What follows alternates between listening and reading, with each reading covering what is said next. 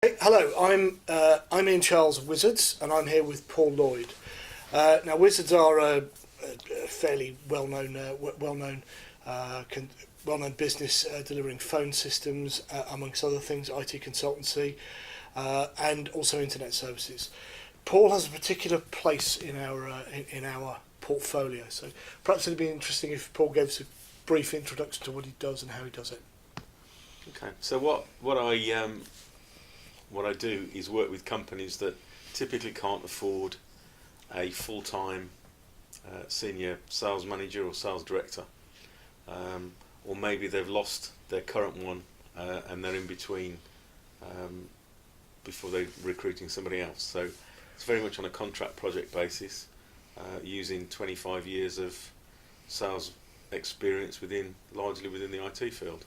Okay, so I mean, give us a brief outline of what you've done, because you've worked with some pretty big hitters. Yeah, I mean, typically,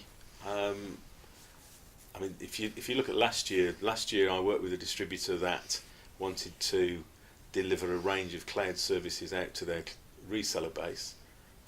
So it was a matter of identifying a supplier, packaging and building it, and then training their sales force to go out and sell it and manage them onto the opportunities. Okay. So we built a business then. Prior to that, I've worked for security companies, so I've done a number of projects around security software where people have, there may be companies that have just recently come into the country and they want a channel building, and I work with their MSP customers to go out and to develop their market and build their business. Okay, and I mean, in the back in the dark mist of time, you also worked for a business called SEC, who are a major player in the UK. Yes, I mean, a few years ago, I moved down south with SEC and I built their southern region. So I took a business that had got 12 people and something like £7 million a year turnover, and built an organisation that went to over 100 people and 80 million plus in terms of revenue. So at that time, I was managing 6 or 7 teams across both the southeast and Scotland, as it happens. But and we had phenomenal growth, and it's taking those lessons and applying them, to other people's businesses essentially. Okay, so it's about exportable skills. It's about skills that you can deliver into other related, typically IT type environments. Yeah, I mean, obviously it applies to any business. The basis is of sales management is the same regardless of what the industry is. It's just that at the moment, the majority of my experience has obviously been within IT solutions, selling, whether that's enterprise, equally as happy with enterprise as a corner shop to a large extent. By corner shop, you really mean kind of a first salesman, first recruit, people who are dipping a toe into the water, or maybe got 2 or 3 guys that people who are in their sales team, and you're then in a position to do what exactly? How do you help those people? I think the challenge that all of these the majority of smaller businesses face, if they haven't got a sales professional on the board or as a part of the original setup team, is that when it comes to actually growing their business, so they start off, they get recommendations and referrals, they build a business. Each industry sector is slightly different, but if you look at the MSP market, it gets to about £1 million a year, typically, and then they start to lose customers, and the recommendation referrals, they top it up. So that they end up sticking at £1 million. If they want to grow, they've then got to start looking at taking on salespeople or taking on sales manager. And at that point, typically, they don't know what they're doing. And why would they? They haven't built, their experience isn't within the sales. And regardless of what people think, not everybody can do it. It does need some time and experience. So it may be building a plan for a complete sales team. So right. Recently, I built a plan, both in terms of the cost, the activity required to generate £400,000 worth of business for a client. So we put all of the metrics in place so that when they took somebody on, they knew exactly what they needed to do, exactly where they needed to go. All the campaigns were planned, and then I worked with them to deliver that. If it's an organisation that have already got 2 or 3 salespeople, but it's not working, then it's a matter of understanding what are they doing, where are they going, is their proposition that they're actually being asked to go out and sell saleable? Right. Because again, if you're reaching out to sell to somebody, then it's a different conversation than if somebody's either been referred to you or they're coming to you. So you've got to have, right back in the beginning, what is it that I'm selling, who is it I'm selling it to, how we're going to go to market, and how we're going to manage the people to deliver the business that we want. So defining the sales proposition is really kind of fundamental to what the to the notion of the interim sales director. Absolutely. Okay. And if you're building, what I'm doing more at the moment is going again right back to the beginning of the process and looking at building a pipeline and building a database. Right. Because lots of people don't have that, which is the fundamental building block to be able to take it forwards and look for new business. Where does CRM fit into this? Into these? You these can't systems? run a sales force or a sales campaign in this day and age without a good, well-installed CRM system. Right. It doesn't make any sense. Mm-hmm. No, you can't.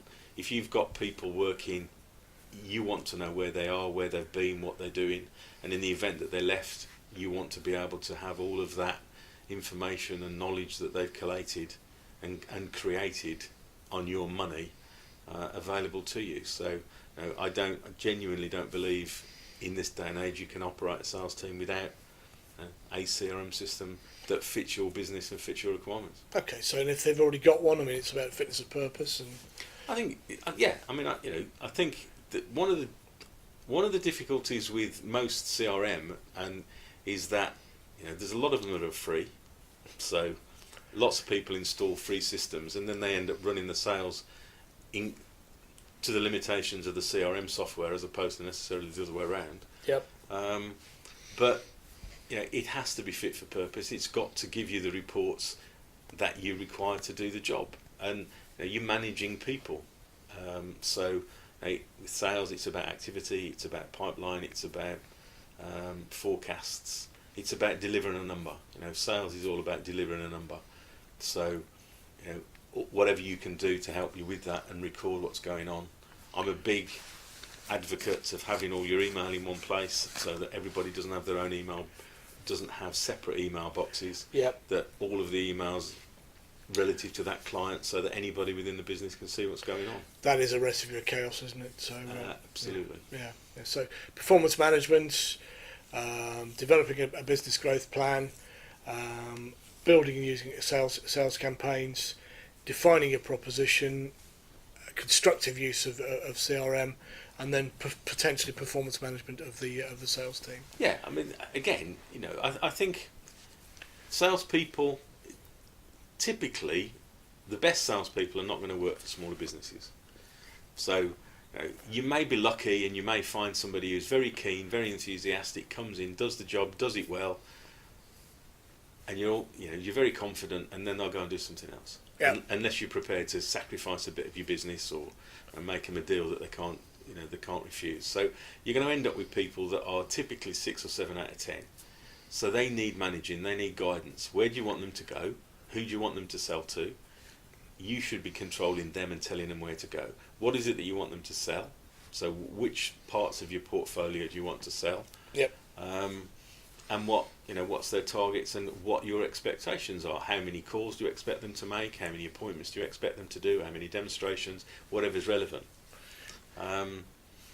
So that sort of those meant. That's the definition of your proposition, isn't it? Really, well, that's what you deliver to your client base. I mean, and that's it. So it's so the proposition at the beginning is obviously important. What are we going to market with? What are people looking to buy? How do we position it? How do we take it out? And how do we get orders for it? Great. That seems to be a viable summary of what we're about. Understanding what you're selling, understand how you're selling it, understand the people you're selling to, and understand the people that you've got in place to actually deliver those sales, and then measure their performance against what they do. You don't get every sale. We all know that. I know that from my own experience. Anything you want to add, Paul? No, I mean I just think it's about numbers, and if you haven't had the experience and you haven't done the job for a number of years, then lots of people would tell you it's not about numbers, it's not about activity, it's some sort of mystical art. Yeah.